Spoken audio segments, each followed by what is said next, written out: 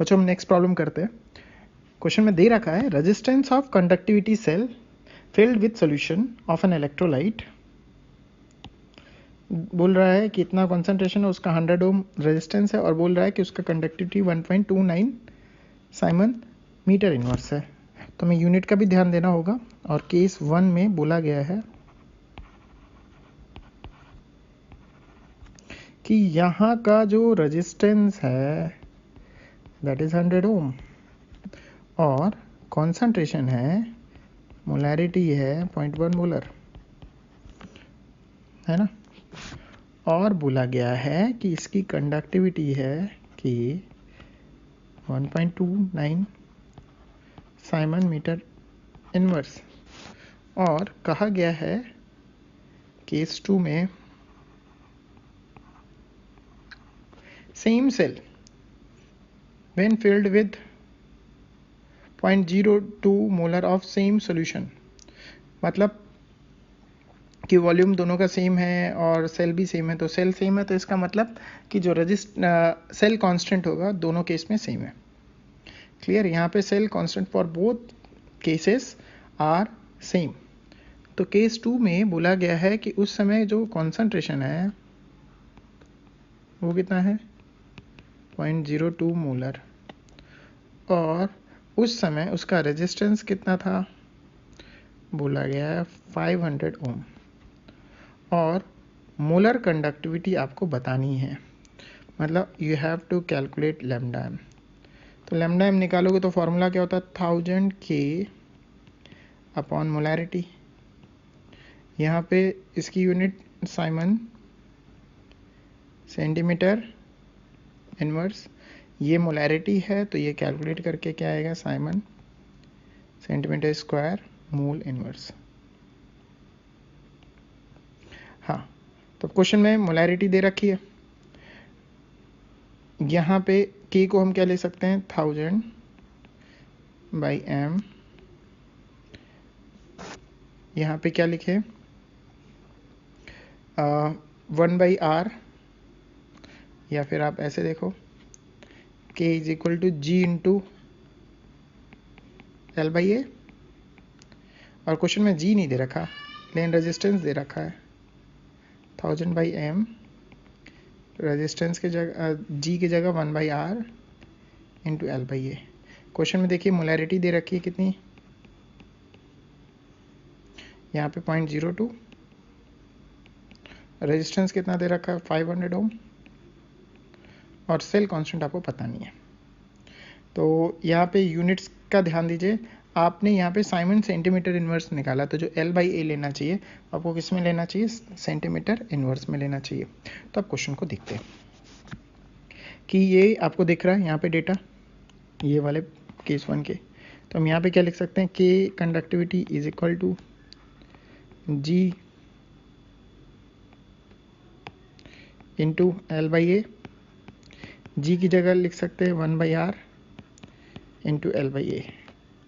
तो L by ए को क्या लिख सकते हैं के इंटू आर। के कितना है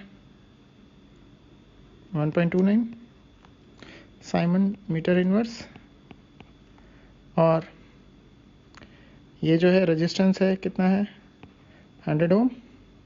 तो ये साइमन तो 1 बाई ओम ही होता है, ओम इनवर्स ही होता है, तो कैंसिल हो जाएगा। ये हो जाएगा 1.29 मीटर इनवर्स। क्लियर। और अगर हम इसे सेंटीमीटर इनवर्स में करें, सॉरी तो मल्टीप्लाई हो जाएगा ना, ये हो जाएगा 129 मीटर इनवर्स। और जब हम इसको सेंटीमीटर में कन्वर्ट करेंगे तो कितना हो जाएगा 1.29 सेंटीमीटर इनवर्स। ठीक है। ये देखिए 1 by metre inverse is equal to 1 by metre है तो 1 मीटर में कितने सेंटीमीटर होते हैं 100 सेंटीमीटर, तो डिवाइड कर दीजिए। फिर उसके बाद अब ये एल बाई ए की यहाँ पे वैल्यू रख दीजिए। कितनी रखेंगे 1.29। तो ये जब सॉल्व करेंगे तो यहाँ पे क्या हो जाएगा, ये मल्टीप्लाई हो रहा है 500 इंटू 0.02 है ना, तो 2 इंटू 10⁻⁻2 है ना ये।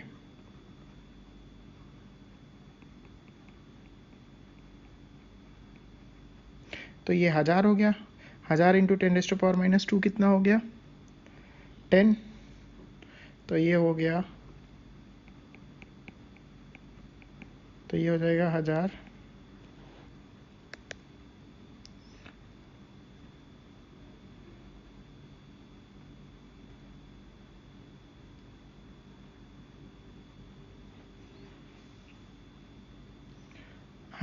अपॉन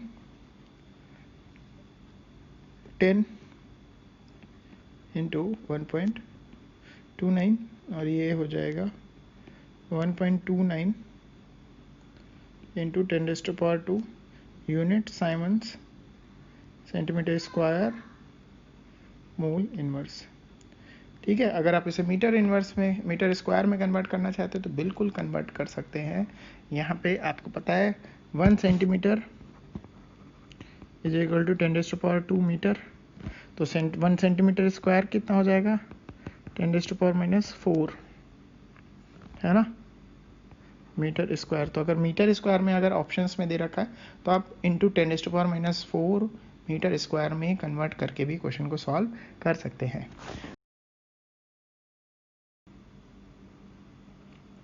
बच्चों देखेंगे हम variation of lambda m and K with concentration. अगर आप डाइल्यूशन बढ़ा रहे हो, तो डाइल्यूशन बढ़ाने का मतलब क्या होता है, या डाइल्यूशन कर रहे हो तो डाइल्यूशन का मतलब ये हुआ कि एडिशन ऑफ वाटर,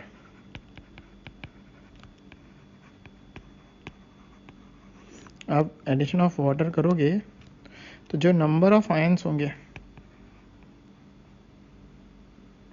मतलब इसको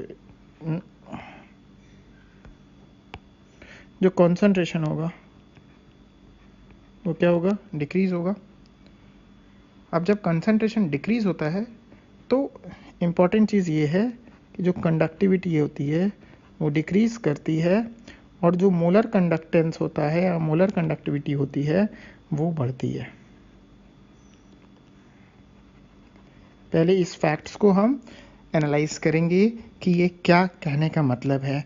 जैसे आप यहाँ पे देखिए, इसका कॉन्सेंट्रेशन इलेक्ट्रो NaCl का डेटा दे रखा, सॉरी KCl का डेटा दे रखा है, 1 मोलर है, तब इसकी कंडक्टिविटी देखिए इतनी दे रखी है, और आपने कॉन्सेंट्रेशन डिक्रीज कर दिया तो कंडक्टिविटी डिक्रीज हो गई, कॉन्सेंट्रेशन और डिक्रीज किया तो कंडक्टिविटी और डिक्रीज हो गई। क्लियर। और अगर आप लैम्डा एम की बात कर रहे हैं, यहाँ पे किसकी बात कर रहे थे, के की बात कर रहे हैं। अलग अलग यूनिट में डेटा दे रखे, और ये डेटा दे रखे लैम्डा एम के।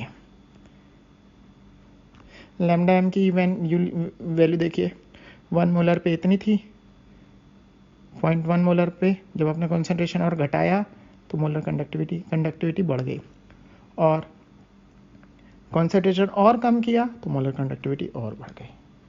तो पहले तो आपको ये पता चलना चाहिए फैक्ट। ये डायग्राम दे रखा है, ये डायग्राम कैसे बनाया जाता है, ये डायग्राम बनाया जाता है कि आप अलग अलग कॉन्सेंट्रेशन पे लैम्डा एम निकाल लो।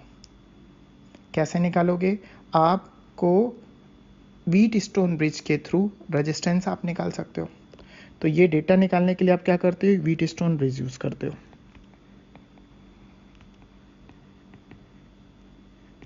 अलग अलग कॉन्सेंट्रेशन पे इसको यूज करोगे तो अलग अलग एट डिफरेंट कॉन्सेंट्रेशन आपको किस चीज़ की वैल्यू मिल जाएगी, आर की वैल्यू मिल जाएगी। तो उससे आप क्या कैलकुलेट कर लोगे, के कैसे कैलकुलेट करोगे, फॉर्मूला लगाओगे, K is equal to G into L by ए।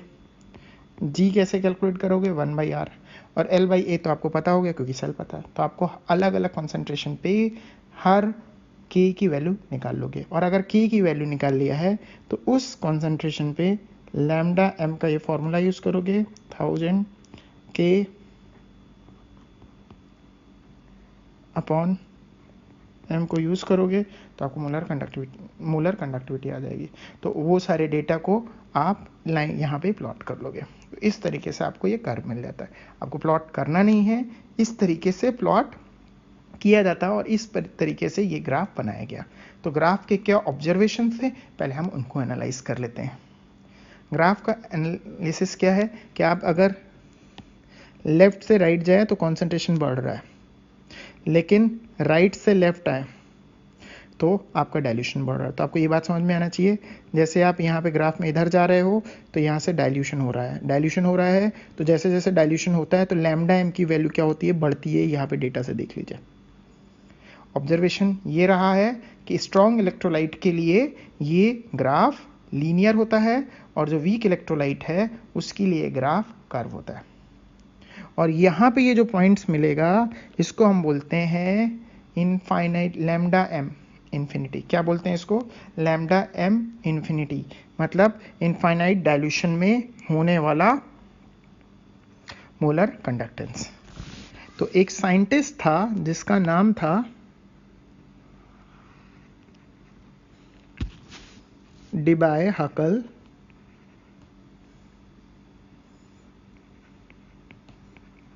है ना। ये 3 साइंटिस्ट थे, ऑन सेगर इक्वेशन बोलते हैं। तो इस लाइन की जो इक्वेशन है उसको बोलते हैं डिबाय हकल ऑन सेगर इक्वेशन। एनसीईआरटी में दे रखी है, तो इसलिए हमें ये इक्वेशन भी पढ़नी है। एनसीईआरटी में दी हुई हर बात का एनालिसिस करना है, क्योंकि उस पर आगे आने वाले टाइम पे क्वेश्चंस पूछे जाएंगे। लेकिन ये इक्वेशन किसके लिए बनाई गई है, फॉर स्ट्रॉन्ग इलेक्ट्रोलाइट। तो लैम्डा एम क्या उन्होंने इक्वेशन दी थी, लैम्डा एम सी एम मतलब ऑर्डिनरी कॉन्सेंट्रेशन पे जो मोलर कंडक्टिविटी है, और लैम्डा एम इन्फिनिटी माइनस ए इंटू रूट सी, ये इक्वेशन दी थी। और इस इक्वेशन को हम बोलते हैं डिबाय हकल ऑन सेगर इक्वेशन। और यहाँ पे क्या क्या चीज़ है उसको हम जान लें। लैम्डा एम सी क्या है, मोलर कंडक्टेंस एट सी मोलैरिटी, जब उसका कॉन्सेंट्रेशन सी है। और लैम्डा एम इन्फिनिटी भी बोलते हैं, कई बार लैम्डा एम 0 भी लिखा होता है ना। तो इसको हम क्या बोलते हैं, limiting molar conductivity, limiting molar conductivity. और जिस समय है उसको हम बोलते हैं एट इनफाइनाइट डाइल्यूशन।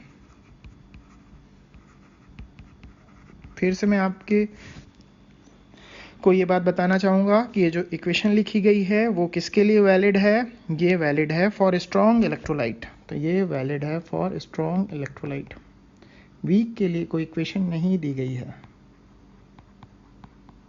अगर आपको यहाँ पे किसी भी 2 पॉइंट, मतलब अगर आपको 2 अलग अलग कंडीशन पे दे रखी है तो आप इसमें इसको इस्तेमाल करके ए पैरामीटर को निकाल सकते हो।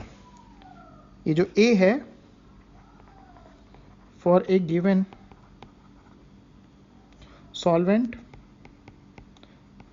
एंड टेम्परेचर, है ना। ये जो ए की वैल्यू है ये किस चीज़ पे डिपेंड करेगी, सॉल्वेंट पे डिपेंड करेगी। टेम्परेचर, जैसा कि मैंने आपको पहले ही बताया था, टेम्परेचर पे तो हर बात डिपेंड करती है, हर चीज़ टेम्परेचर पे तो यहाँ डिपेंड कर ही रही है। A depends on nature of electrolyte, electrolyte के नेचर पे डिपेंड करती है। और वो भी किस पे डिपेंड करती है, charge on electrolyte after dissociation. क्या कहना चाहता हूँ उसको सुनिएगा। ये जो ए है, ए की वैल्यू किन किन चीज़ों पे डिपेंड करती है, ए की वैल्यू डिपेंड करती है सॉल्वेंट पे, टेम्परेचर पे, ठीक है। और किस पे डिपेंड करती है, नेचर ऑफ इलेक्ट्रोलाइट पे। और वो नेचर ऑफ इलेक्ट्रोलाइट का मतलब क्या है, charge on electrolyte after dissociation. मतलब कि जैसे NaCl है तो हम इसको बोलते हैं 1:1 टाइप। तो जितने भी 1:1 टाइप के हैं, 1:1 टाइप क्यों बोल रहे हैं? क्योंकि डिसोसिएशन के बाद Na पे चार्ज आएगा +1 और Cl पे -1, तो इसे 1:1 बोलेंगे। अगर चार्ज आता है 2 और 1 का तो हम बोलेंगे 2:1। तो इस तरह के टाइप्स बता दिए और हर टाइप के लिए वैल्यू सेम है, मतलब 1:1 जितने भी इलेक्ट्रोलाइट होंगे उनके लिए एक ही वैल्यू सेम बताई गई। MgCl2 है तो इसको क्या बोला जाएगा? Mg में +2 चार्ज आएगा और Cl में 1, तो इसे बोलेंगे 2:1 टाइप। और अगर मान लीजिए MgSO4 बोला गया तो Mg में क्या आ जाएगा? +2 चार्ज और सल्फेट में -2 चार्ज, तो इसको क्या बोलेंगे? 2:2 टाइप। तो आपको समझ में आ गया होगा कि इस इक्वेशन को बोलते हैं डेबाय-हकल-ऑन-सेगर इक्वेशन। और यहाँ पे लैम्डा MC क्या है, लैम्डा इन्फिनिटी क्या है, A क्या है, √C क्या है, C क्या है? Concentration, molarity. और ये किसके लिए वैलिड है? ये वैलिड है स्ट्रॉन्ग इलेक्ट्रोलाइट के लिए। और K कम क्यों हुआ, लैम्डा M क्यों बढ़ा, इसको हम लोग नेक्स्ट क्लास में समझेंगे। और इसके पहले आप ये जितनी भी चीज़ हैं उसको एक बार रिवाइज करिए कि क्या होता है, उसको एक बार एनालाइज कीजिए। लैम्डा M क्या है उसको एनालाइज कीजिए, क्योंकि आपको अगर इनकी फील नहीं है तो फिर कंसेप्ट आपको थोड़ा कम समझ में आएगा। तो पहले आप क्या क्या डेफिनेशंस पढ़ी हैं, किन किन पैरामीटर को डील किया है, उनमें क्या रिलेशन है, कितने फॉर्मूले, सारे फॉर्मूले एक साथ लिखिएगा। फिर उसके बाद हम लोग नेक्स्ट क्लास में डिस्कस करेंगे कि ये क्यों कम हुआ। हाँ, आपको वर्कशीट में इससे रिलेटेड कुछ क्वेश्चन मिलेंगे कि हाई कॉन्सेंट्रेशन पे किसका लैम्डा M ज़्यादा होगा, लो कॉन्सेंट्रेशन पे क्या होगा, कंपैरिजन पूछा है मैंने। तो एक बार जब आप इस स्टेटमेंट को याद रखेंगे तो उसके बेसिस पे आप कर लेंगे। एक्सप्लेनेशन हम लोग नेक्स्ट क्लास में डिस्कस करेंगे।